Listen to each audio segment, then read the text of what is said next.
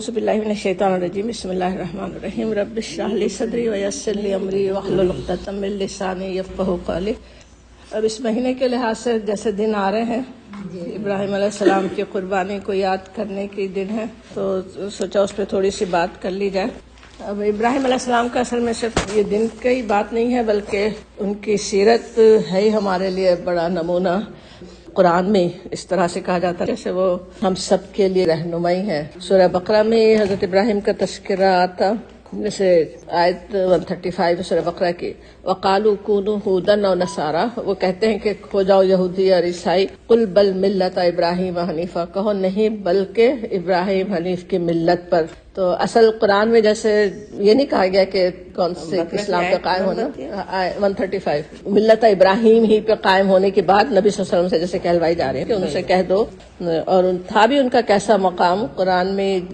سورہ بقرہ کے بلکہ پہلے سپارے کے آخر میں ہے وہ آیات، اب اس آیت نمبر میں نے لکھا نہیں ویسے، مگر پہلے سپارے کے آخری آیات میں سے ہے، وَمَن يَرْغَبُ عَن مِّلَّةِ إِبْرَاهِيمَ إِلَّا مَن سَفِهَ نَفْسَهُ، کون ملت ابراہیمی سے دور ہٹ، یرغب جب آتا ہے رغبہ ان تو جیسے نفرت کرنا، دور ہٹنا، کون ان سے نفرت کرے گا، الا من سفیہ نفسہ، سوائے اس کے جو خود ہی اپنے آپ کو جس نے حماقت میں مبتلا کر لیا ہو، وَلَقَدِ اسْتَفَيْنَاهُ فِي الدُّنْيَا، اللہ تعالیٰ نے ان کو چن لیا تھا، وَإِنَّهُ فِي الْآخِرَةِ مِنَ الصَّالِحِينَ، اور وہ صالحین میں سے تھے، آخرت میں بھی وہ صالحین میں سے ہوں گے۔ تو ابراہیم علیہ السلام کا وہ مقام ہے ہی، ہمیں اس کو یاد کرنے ہی کی ضرورت ہے، بلکہ سب کے امام ہی ہیں، جیسے کہا گیا سے کس طرح امتحان لیے گئے، آپ سے کہا گیا کہ انی جاعلک للناس اماما، کہ سب کا امام بنانے والا ہوں۔ ان کی زندگی کے بہت سے حالات سب جانتے بھی ہیں، پوری زندگی کے ہم نہیں سیرت یاد کر رہے، ہمیں پتہ ہے کس طرح باپ سے انہوں نے کیا بات کی، سورہ مریم میں آتی ہے، پھر بتوں کو توڑنے کا واقعہ بھی ہمیں پتہ ہے، سورہ صافات میں وہ بھی ہے، لیکن وہ آیات چھوڑ کر اس کے بعد کی جو جس میں حضرت اسماعیل علیہ السلام کی قربانی کا تذکرہ ہے صرف وہ یاد کر لیتے ہیں کیونکہ ٹائم ظاہر ہے کم ہے۔ ابراہیم علیہ السلام کا تذکرہ ویسے جو شروع ہوتا، اذ جاء ربہ بقلب سلیم، ان کی ایک یہ بڑی بات آتی ہے کہ وہ قلب سلیم لے کر آئے تھے۔ قلب سلیم کی تشریح سب کو پتا ہوگی انشاءاللہ بعد میں، اور آپ لوگ اپنے طور پہ بتا بھی سکتے ہیں قلب سلیم کیا ہے نا، سلامت دل، ساؤنڈ ہارٹ جیسے انگلش میں کہہ سکتے ہیں۔ اس کے بعد واقعہ آتا ہے جو انہوں نے بتوں کو توڑا، اس کے بعد ظاہر ہے ہجرت پیش آئی، رسول کے جب جان کے در پہ ہو جائیں تو ہجرت ہی کرنا ہوتا ہے نا، تو ہجرت جب کی، ہجرت کرتے وقت پھر وہ دعا کیا کرتے ہیں، ایک تو بات جو ان کی ہے وقال انی ذاہب الی ربی سیہدین، کہ میں جاتا ہوں اپنے رب کی طرف، وہ ضرور مجھے ہدایت دے دے گا۔ صرف اللہ پہ بھروسہ ہے، اللہ کی طرف جا رہا ہوں، کہیں کہاں جا رہا ہوں، عراق جا رہا ہوں، شام جا رہا ہوں، یہ بات نہیں ہو رہی، الی ربی، اپنے رب کی طرف جا رہا ہوں، اپنے رب کے پاس جا رہا ہوں، اپنے رب کی طرف جانے کی بات کرتے ہیں، اور اللہ پہ پورا بھروسہ کہ وہی مجھے سیاح دین سیدھا راستہ دکھا دے گا۔ سیاح دین میں سبھی کچھ آ جاتا ہے، میرے کام بنا دے گا، مجھے راستہ دکھا دے گا، سارے کام صحیح ہو جائیں گے، وہ پورا ان کو اس پہ اعتماد ہے۔ اور پھر اب اس وقت ہمیں پتہ ہے کس طرح وہ سب کو چھوڑ کے جا رہے ہیں، پورا وطن، ہر چیز دنیا کی،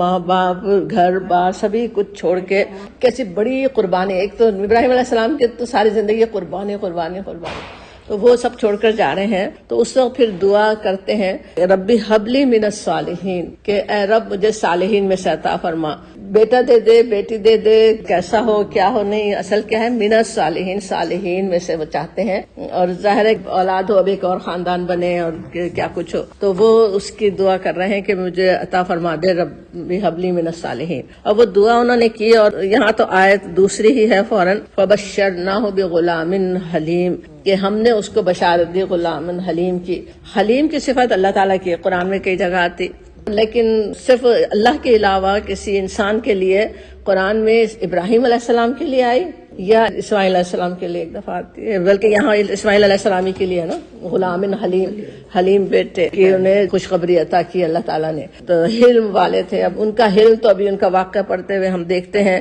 کہ کیسا ان کا حلم تھا۔ اب سب کو چھوڑنے کے بعد وہ ایک بیٹے کی دعا کی، وہ بیٹا ہوا، اور وہ بیٹا بھی ہمیں پتہ ہے یہاں تو فوراً ہی ہے فبشرناہ بغلام حلیم، لیکن قرآن سے ہمیں اندازہ ہوتا جب انہوں نے بتوں کو توڑا تھا، اس وقت جب ان کی قوم بات کرتی ہے کیا کہتی ہے، فتح کا لفظ استعمال کرتے ہیں، ایک وہ نوجوان اس طرح کی باتیں کر رہا تھا بتوں کے خلاف، تو اس وقت وہ نوجوان تھے نا، اور تورات سے ہمیں پتہ چلتا جب بیٹا ہوا تو ان کی عمر کیا تھی، 86 ایئرز اولڈ کے تھے جب اسماعیل علیہ السلام پیدا ہوئے. اسحاق علیہ السلام کے وقت میں 100 سال کی ان کی عمر تھی. اتنے سالوں کے بعد وہ امتحان کیسا سخت تھا وہ اندازہ ہوتا ہے. فلما بلغا، اتنے عرصے بعد ملنے والی پہلی اولاد، ایک اولاد، اور جب وہ پہنچے معاہو، ساتھ اس کے، معاہو سایہ، دوڑنے کے قابل. قالا، اب سوچیں جب ایسا بچہ، ویسے تو بچہ ہر وقت ہی پیارا ہوتا ہے، اور اولاد تو 10 بھی ہوں تو ایک بچہ بھی بہت پیارا ہوتا ہے، لیکن ایک اولاد اور ایسے اولاد، اور اس بڑھاپے میں جو کام کرنے کے اب قابل ہو رہی ہے، ساتھ دوڑ بھاگ رہی ہے، اس کے لیے وہ اس وقت وہ اپنے بیٹے سے کیا کہتے ہیں؟ قالا یا بنیا، اے میرے بیٹے، انی ارا، میں دیکھتا ہوں، فی المنام، خواب میں دیکھ رہا ہوں، انی، یہ کہ اذبحو کا، میں تجھے ذبح کر رہا ہوں، فانظر ماذا تری، فانظر، بس دیکھو، اور ترا، تم کیا دیکھتے ہو، یعنی ایک طرح سے کہہ رہے ہیں تم بتاؤ، تم دیکھو کیا سوچتے ہو، تمہارا کیا خیال ہے. وہ یہ کہہ رہے ہیں ماذا ترا. قالا، کہا، یا ابتی، اے میرے ابا. ابتی کہنا بہت ہی پیار کا وہ ہے کلمہ، کہ احترام کا بھی، کہ میرے ابا جان جیسے کہہ رہے ہوں، محترم والد کہہ رہے ہوں، تو اس طرح کا ہے. یوسف علیہ السلام کا بھی خطاب وہی ہم دیکھتے ہیں قرآن میں، یا ابتی، تو یا ابتی افعل، کہ یا بجان افعل، آپ کر لیجئے، ما تمرو، جو آپ کو حکم دیا جا رہا ہے، ستجدونی انشاءاللہ من الصابرین، آپ پائیں گے مجھے صابرین میں سے. اب یہاں دیکھیے کئی چیزیں اس آیت پہ غور کرنے کی ہیں. یا بنیا، ایک تو بہت ہی پیارا خطاب، انبیاء کرام کی کیسی تھی پیرنٹ. یعقوب علیہ السلام کے بھی حالات میں ہمیں پتہ چلتا کیسے باپ ہونے چاہیے، یہاں بھی ہمیں نظر آتا ہے. اب یہاں دیکھیے وہ کہہ رہے ہیں، ایک تو بہت ہی پیار سے، قربت سے بات کر رہے ہیں، اور اب انہوں نے خواب میں دیکھا ہے کہ میں ذبح کر رہا ہوں. رسول ہیں اللہ کے، وہ خود سمجھ رہے ہیں کہ اب مجھے کرنا چاہیے قربانی، ہے نا. اور ایک باپ اور رسول کی حیثیت سے، باپ کی حیثیت سے، وہ بیٹے کو بس یہ کہہ سکتے تھے کہ تمہیں مجھے قربان کرنا ہے، تم چلو. نہیں، انہوں نے یہ بات نہیں کہی. وہ جیسے کوئی مشورہ لے رہے ہوں، اس طرح بات کر رہے ہیں بیٹے سے کہ تم بتاؤ کیا سوچتے ہو، تم کیا دیکھتے ہو، جیسے تمہارا کیا خیال ہے، اس خواب کا کیا مطلب ہے. تو اس میں اتنی بڑی نصیحت ہے ماں باپ کے لیے، کس طرح حکم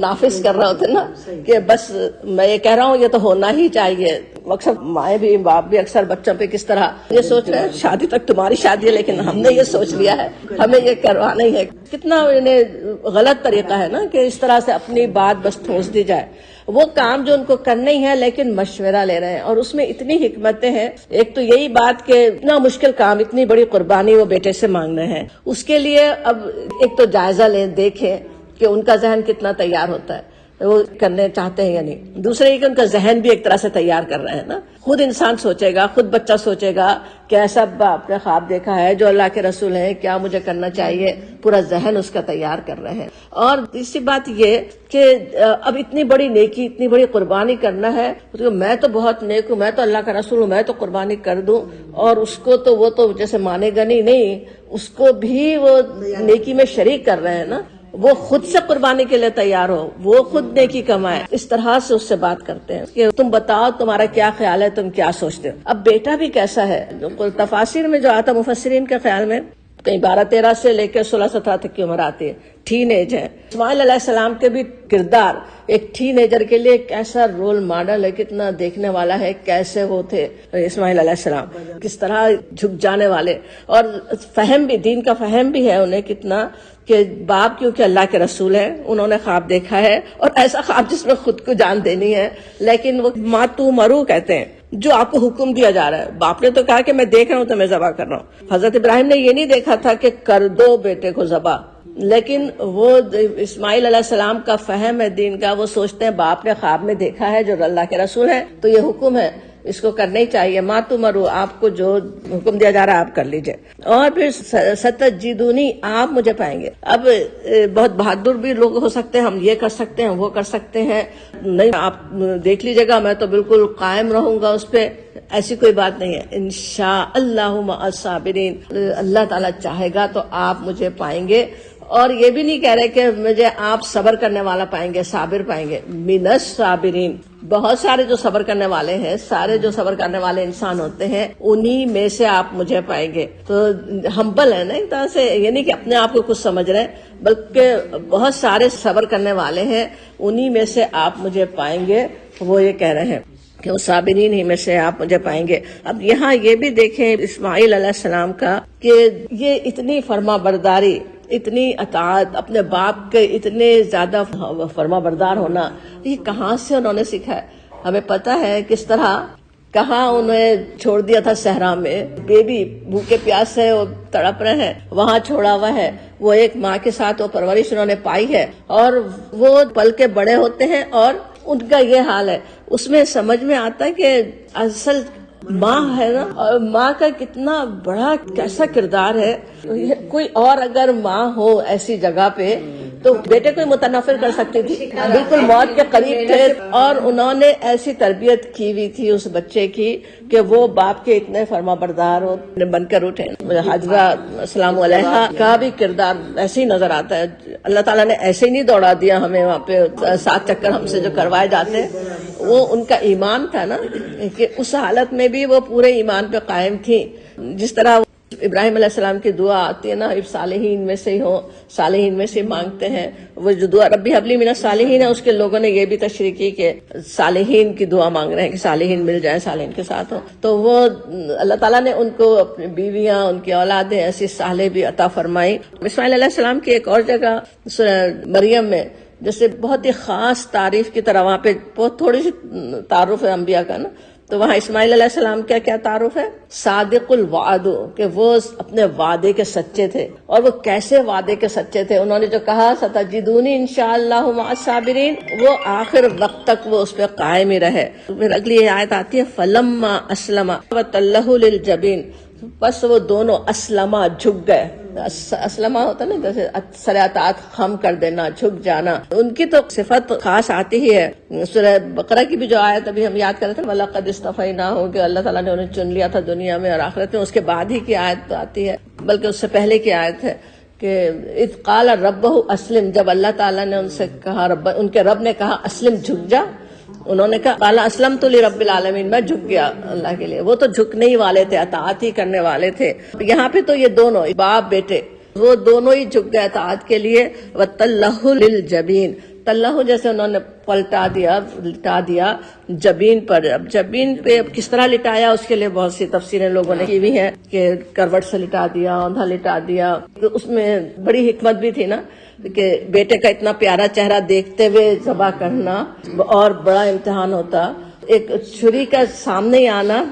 ذبح کرنے کے لیے۔ سوچے کتنے فطرت میں ہے نا، ایک انسان کتنے ہی وعدے کر لے، کوئی اچانک کوئی حملہ تھپڑ بھی لگانے کے لیے آئے، مار ڈالنا تو چھوڑیں، انسان فطری طور پہ فوراً ہٹ جائے گا نا، فوراً پیچھے ہٹے گا، فوراً روکنا چاہے گا وار کو اپنے اوپر سے، اور وہ تو تیار ہے۔ ایک اور تفسیر یہ کہ سجدے کی حالت میں سوچا ابراہیم علیہ السلام نے کہ سجدے کی حالت میں ہو تو اس طرح الٹا کر دیا۔ واللہ عالم جو بھی ہو، 4 الفاظ میں کیسا وہ منظر ہے کہ وہ 2 باپ بیٹے اتنی بڑی قربانی کے لیے، مائیں تصور کر سکتی ہیں، اور اتنی بڑی وہ قربانی تھی،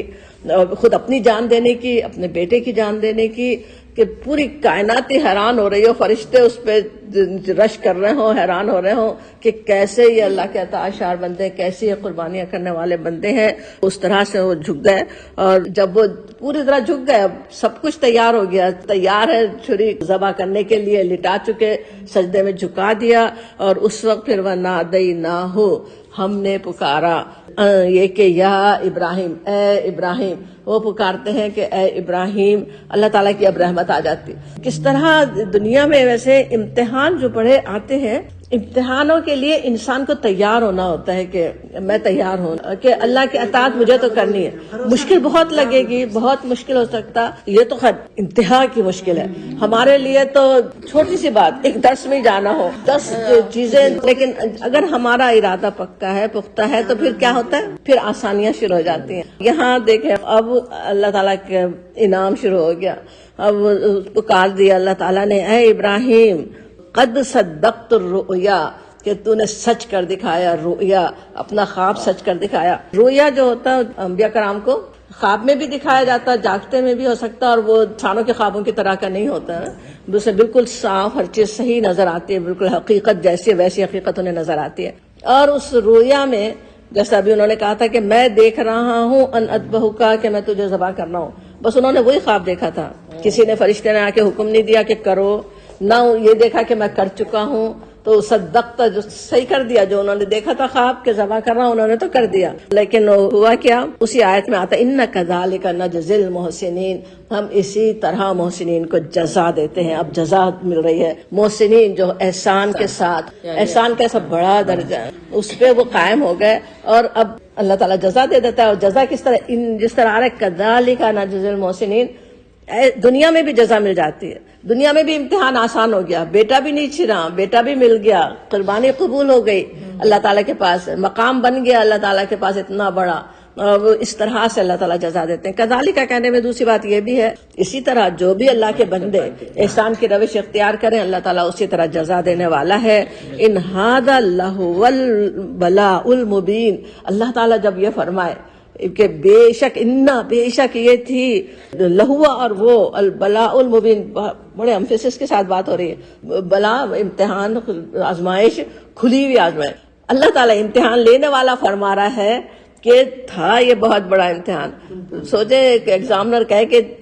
اتنی بڑی تم نے کامیابی حاصل کی، حالانکہ اتنا مشکل پرچہ تھا، بالکل وہ بات ہو رہی ہے نا کہ اللہ تعالیٰ کو معلوم تھا ایک بہت بڑی آزمائش تھی، بڑا امتحان تھا، اور لیکن وہ اس میں کامیاب ہو گئے۔ وَفَدَيْنَاهُ بِذِبْحٍ عَظِيمٍ، اور ہم نے فدیے میں دے دیا ذبح عظیم کو۔ اب ذبح عظیم کیا ہے؟ وہ بھی جو میڈا دے دیا گیا لا کے کہ اس کو ذبح کرے، اور وہ جو پوری روایت چلی آ رہی ہے، اتنی جو قربانیاں اس کے بعد سے ابھی تک آج تک جو قربانیاں چل رہی ہیں، کس طرح وہ سارا اجر ان تک بھی پہنچ رہا ہے۔ وہ ذبح عظیم ہے، بڑی قربانی ہے وہ۔ اور وَتَرَكْنَا عَلَيْهِ فِي الْآخِرِينَ، اور چھوڑ دیا ہم نے ان کا ذکر آخرین میں۔ اب آج تک بھی کوئی ان کو برا کہنے والا نہیں ہے، بس سلام علی ابراہیم اس لیے آتا ہے، ابراہیم پہ سلام۔ آج بھی مسلمان ہی نہیں، یہودی عیسائی ہر ایک ہی ان کا ذکر خیر ہی کرنے والے ہیں، ان کا وہ کس طرح اللہ تعالیٰ نے بعد میں آنے والوں کے بھی لیے چھوڑ دیا۔ وَكَذَلِكَ نَجْزِي الْمُحْسِنِينَ، دوبارہ سے آتا ہے کہ اسی طرح محسنین کو جزا دیتے ہیں۔ إِنَّهُ مِنْ عِبَادِنَا الْمُؤْمِنِينَ، وہ تھے ہمارے مومن بندوں میں سے۔ عباد ہونا اصل چیز ہے، بندے ہونا اصل چیز ہے، وہ تھے عباد تھے، اللہ کے نیک بندے ہی تھے۔ یہاں پہ وہ بھی ایک بات یاد کر لیں کہ جب قربانی کے لیے لے جا رہے تھے اس وقت کی تو ویسے بہت ساری باتیں تفسیروں میں آتی ہے کہ کیا کیا ہوا، لیکن ایک بات جو بالکل کنفرم ہے پتہ ہے کہ شیطان نے بہکانے کی کوشش کی، جو کنکریاں آج حج پہ مار رہے ہوتے ہیں 7 کنکریاں، تو 3 دفعہ، 1 دفعہ نہیں، 2 دفعہ نہیں، 3 دفعہ شیطان کی کوششیں کیسی ہوتی ہیں ہم جانتے ہیں، وہ پوری کوشش کر رہا ہے۔ ابراہیم علیہ السلام ایک طرف سوچیں، وہی سارا بڑا امتحان کہ بیٹا اکلوتا، اور خود ان کا دل بھی کیسا تھا، اواہ حلیم، قرآن میں تعریف آتی ہے، انتہائی نرم دل۔ اپنا باپ جو اتنے زیادہ ان کو جھڑک رہا، مار رہا، آگ میں تک انہیں ڈالنے کو تیار ہے، اس کے لیے بھی ان کے دل میں اتنی نرمی، اتنی محبت ہے۔ وہ ایسے نرم دل انسان، اور وہ بیٹے کے لیے کتنی ان کے دل میں ظاہر ہے کیا ان کی کیفیت ہوگی۔ اور پھر شیطان بھی بہکا رہا ہے، مسلسل کوشش کر رہا ہے، 1 دفعہ نہیں، 2 دفعہ نہیں، 3 دفعہ، اور وہ سب سے کامیاب ہو جاتے ہیں، شیطان کو ہرا دیتے ہیں، اس کی بات نہیں سنتے، کوئی محبت کو نہیں آڑے آنے دیتے۔ اور وہ قربانی کے لیے اسماعیل علیہ السلام کا بھی اتنا ہی بڑا امتحان ہے، اپنی جان کی قربانی دینے کے لیے تیار ہو جانا۔ جب خواب کا ہی پوچھا ہے اس وقت وہ چاہے تو کچھ بھی تعویل بتا سکتے تھے، اللہ تعالیٰ چاہ رہا ہے کہ آپ مجھے اللہ کی راہ میں چھوڑ دیں، یا اس طرح کی کچھ بھی کہہ سکتے تھے نا، جان بچانے کے لیے بھی کہہ سکتے تھے یا سوچ بھی سکتے تھے، لیکن ایسی کوئی بات انہوں نے نہیں کی، بالکل جان دینے کے لیے پوری طرح سے تیار تھے نا، جان دینے کے لیے دونوں تیار تھے، بیٹے کو قربان کرنے کے لیے تیار تھے۔ انشاءاللہ ایسی بڑی قربانیوں کو کبھی ہم سے مطالبہ نہیں ہو، لیکن جو چھوٹی موٹی ہوتی زندگی کا تھوڑا سا حصہ، 1 گھنٹہ اللہ کے لیے نکالنا دن میں، 1 دن میں بھی نہیں، کبھی تو کچھ دنوں میں نکالنا ہو، نماز کے لیے تھوڑا سا وقت پوری طرح اس میں رجوع رہنا، ایک اللہ ہی کے ہو جانا، سب سے کٹ کر ایک اللہ کے ہو جانا کتنا مشکل کام ہو جاتا ہے نا۔ تو وہ سب ہمیں سوچنے کی ضرورت ہے کہ قربانی کے لیے تیار ہو، مال بھی قربان کرنے کے لیے، محبتیں بھی قربان کرنے کے لیے، اپنی زندگی کا ایک حصہ، زندگی کا تھوڑا وقت وہ قربان کرنے کے لیے انشاءاللہ تعالی ہم تیار ہوں۔ وہ اصل سبق ہے جو ان دنوں میں ہمیں یاد رکھنے کی ضرورت ہے کہ انشاءاللہ کرنے والے ہوں۔ آخر دعوانا الحمدللہ۔